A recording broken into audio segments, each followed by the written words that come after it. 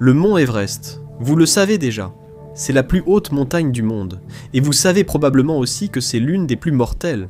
Mais si je vous disais que ce n'est pas pour la raison que vous pensez, l'Everest a un secret sombre, et je vais vous le révéler.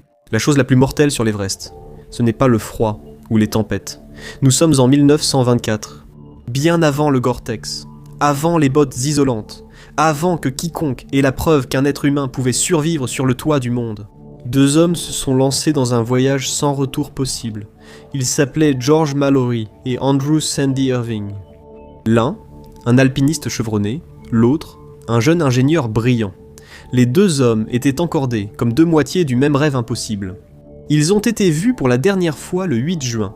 Un coéquipier les a aperçus juste un instant fugace, deux minuscules silhouettes noires s'agrippant à la dernière arête de l'Everest. Et voici la partie qui hante l'histoire de l'alpinisme. Ils n'étaient pas à des kilomètres de là, ils n'étaient pas désespérément perdus. Ils étaient à moins de 250 mètres de dénivelé du sommet, 250 mètres, puis les nuages les ont engloutis complètement. Pendant 75 ans, personne ne savait s'ils avaient fait demi-tour, ou s'ils avaient atteint le sommet du monde 3 décennies avant quiconque. Leur histoire est devenue la plus grande énigme de l'Everest. Étaient-ils les premiers à conquérir la montagne, ou l'échec le plus tragique de la montagne ? L'expédition était la 3e tentative de Mallory sur l'Everest. Cette fois, l'échec n'était pas une option. Il avait un pays derrière lui, un empire attendait, mais il y avait plus encore. Il y avait quelque chose en Mallory qui le poussait.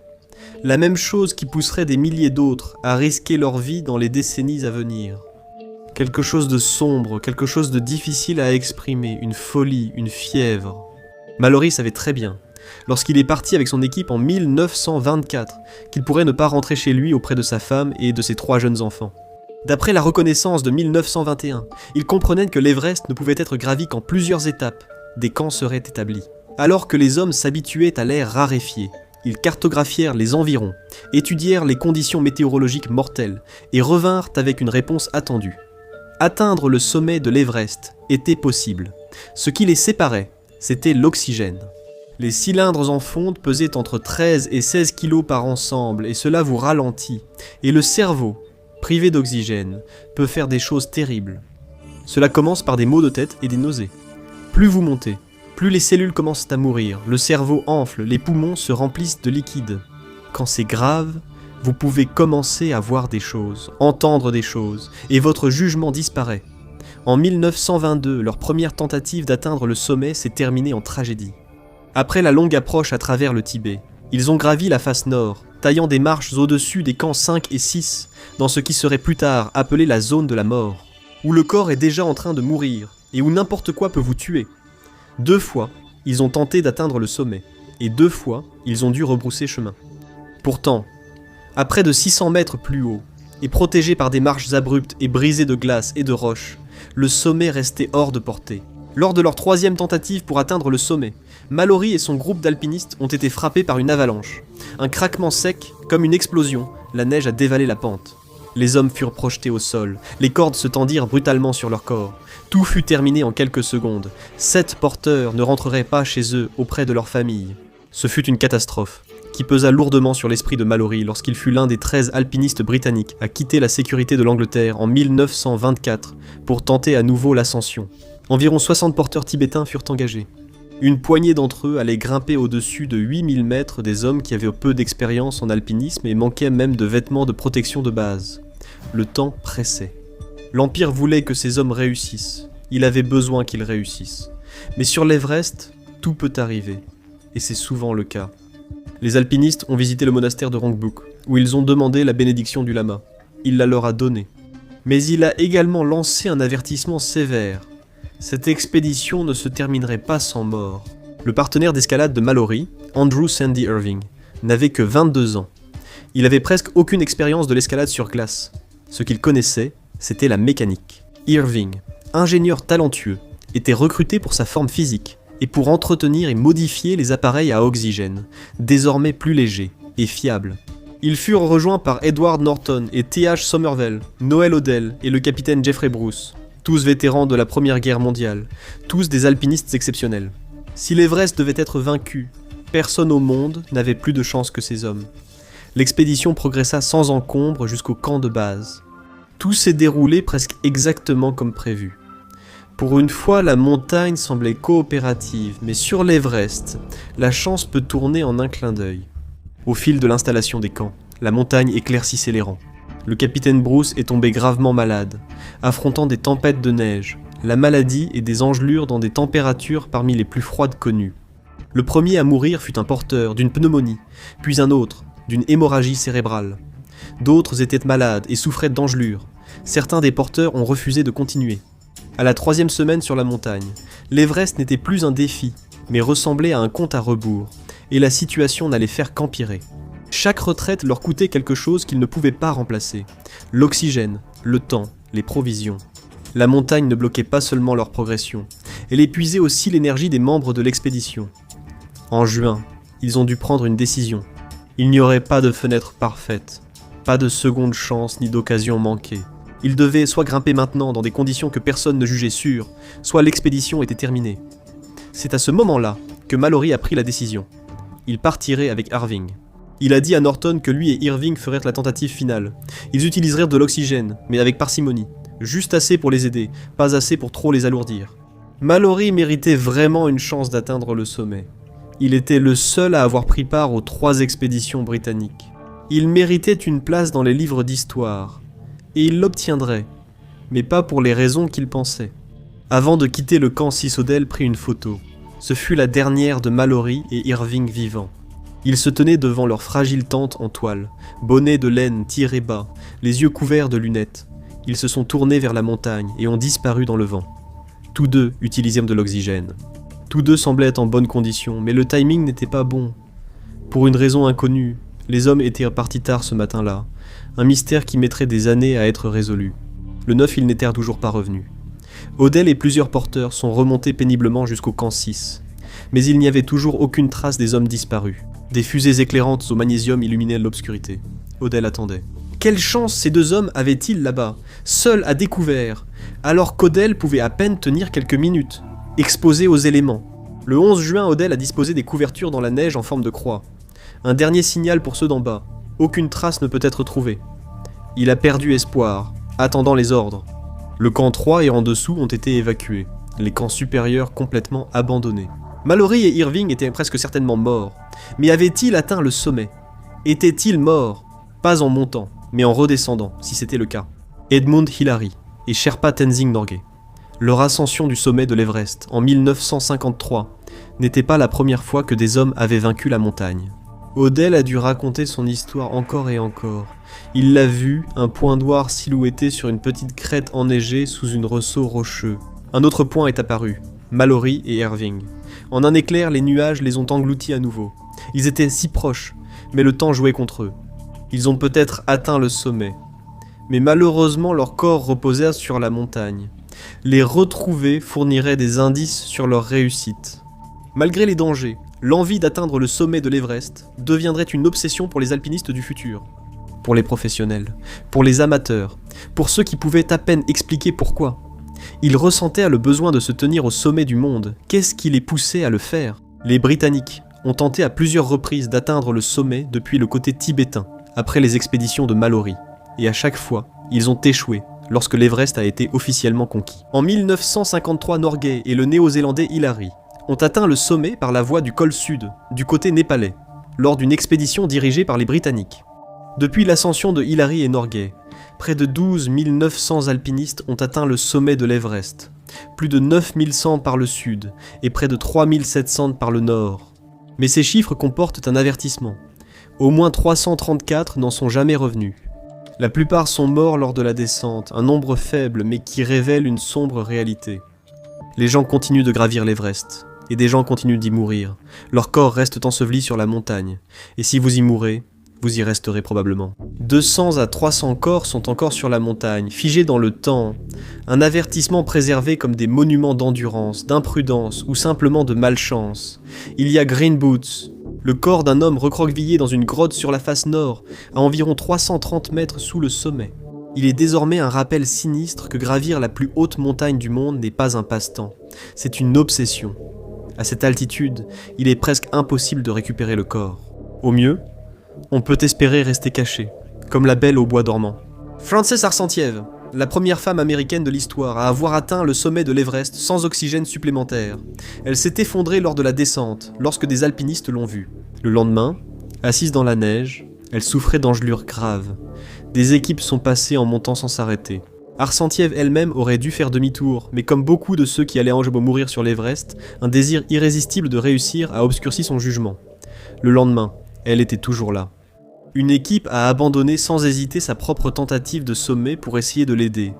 Mais elle s'est morte au même endroit, allongée sur le côté sur l'arête sud-est. Son mari était déjà parti à sa recherche. Lui non plus n'est jamais revenu. Ils sont des centaines, hommes et femmes, dans leurs tombes gelées, la plupart dans la zone de la mort. Beaucoup meurent sur la face du Lhotse, un mur de glace extrêmement dangereux sur la voie du col sud. D'autres succombent sur la Hillary Step, une paroi rocheuse presque verticale de 12 mètres, juste avant le sommet. L'Everest est un endroit où la mort guette les alpinistes. Mais chaque année, les foules reviennent à la montagne, riant et plaisantant au camp de base, se racontant des histoires, sachant très bien que certains d'entre eux ne rentreront pas chez eux. Mais ces dernières années, l'Everest a changé. Le mystère a disparu. Les itinéraires sont balisés, les dangers sont documentés, mesurés, cartographiés et tarifés. Et pourtant, il n'avait jamais été aussi mortel. Cette fois, le tueur n'était pas les avalanches, ce n'était pas les chutes, ce n'était pas les tempêtes soudaines, c'était les embouteillages. En mai 2019, une fenêtre rare de météo parfaite s'est ouverte sur l'Everest. Ciel bleu, vent faible, le genre de conditions que les alpinistes attendent pendant des semaines. Et tout le monde voulait atteindre le sommet. Sur la voie du col sud, les alpinistes ont progressé vers le sommet à travers une géographie qui ne permet aucune hésitation. La face du Lhotse monte depuis le col sud vers l'étroite arête sommitale menant à la Hillary Step. Et c'est là que l'Everest devient un goulot d'étranglement. Il n'y a qu'une seule voie pour monter et une seule pour descendre. Et dans la zone de la mort, le timing est crucial à cette altitude. Le corps humain meurt minute après minute.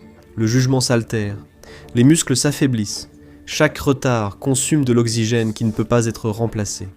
Et en 2019, les alpinistes n'ont pas seulement ralenti, ils se sont complètement arrêtés.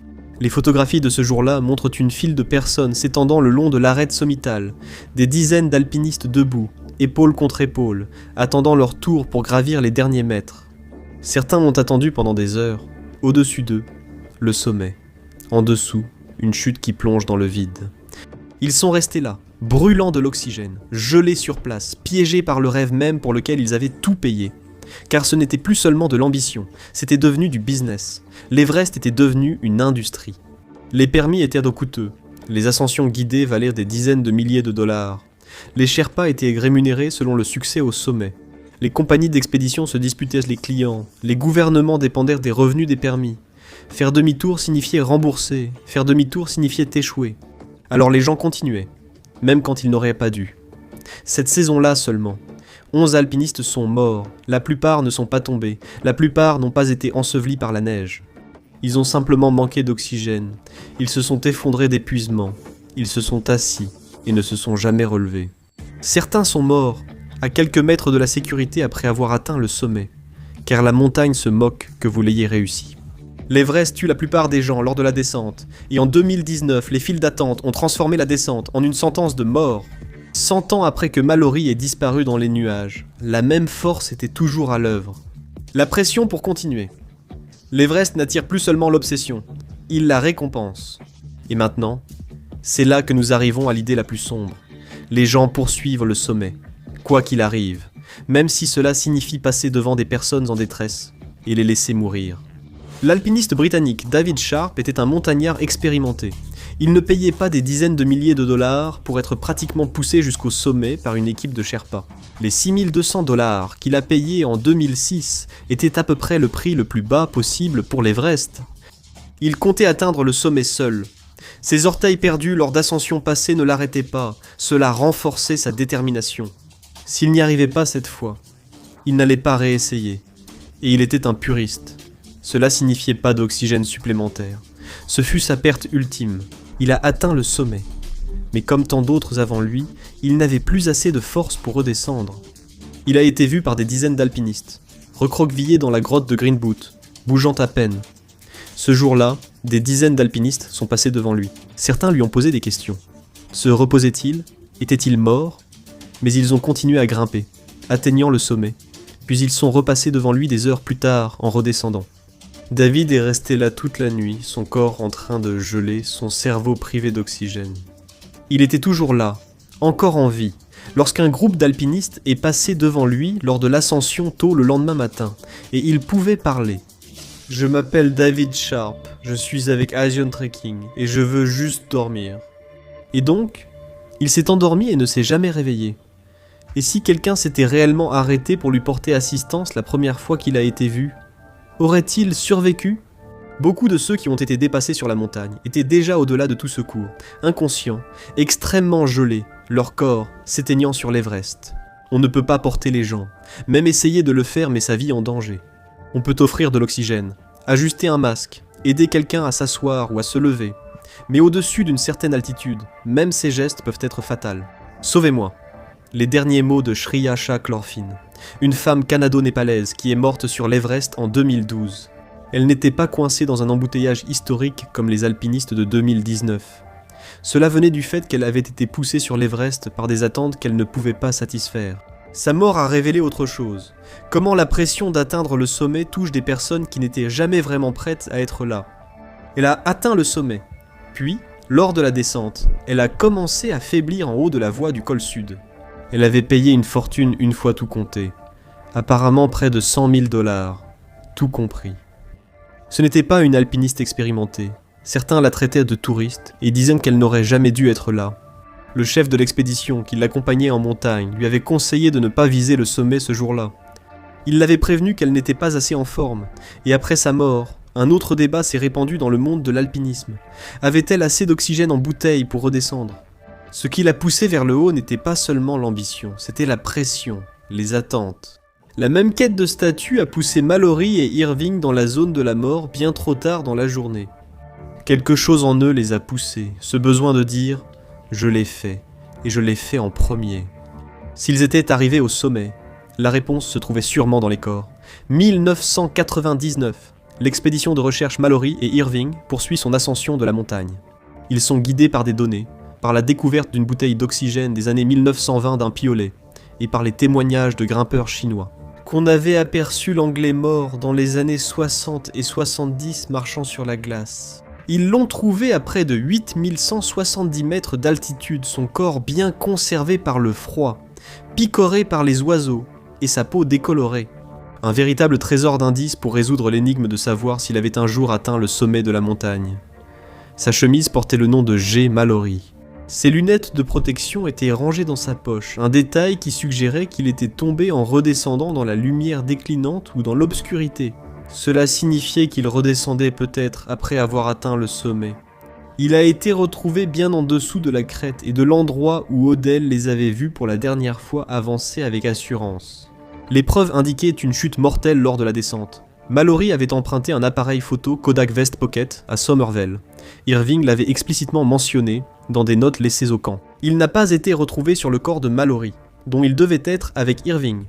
Si l'un d'eux avait atteint le sommet, ils auraient sûrement pris des photos. Même après des décennies emprisonnés dans la glace, la pellicule pourrait encore être lisible, pour enfin percer le mystère. Il s'agissait de retrouver Irving et cet appareil photo, mais quelqu'un aurait-il pu le déplacer? Quelqu'un aurait-il pu prendre l'appareil photo? Pourquoi n'était-il pas près de Mallory? Le corps de Mallory avait encore une corde attachée, ce qui suggère une chute alors qu'il était encordé à Irving. Il y avait un coup violent sur le front, mais probablement pas mortel. Il avait une jambe cassée, des côtes fracturées, un coude déboîté et des ecchymoses. Épuisé, gelé, à moitié aveugle et en agonie, il s'est peut-être simplement effondré dans la neige, mais est-il vraiment mort? Sachant qu'il avait accompli l'impossible, la fille de Mallory le pensait. Elle a révélé que son père portait toujours une photo de sa femme, Ruth. À chaque ascension, il la gardait en sécurité dans sa poche, prévoyant de la laisser au sommet.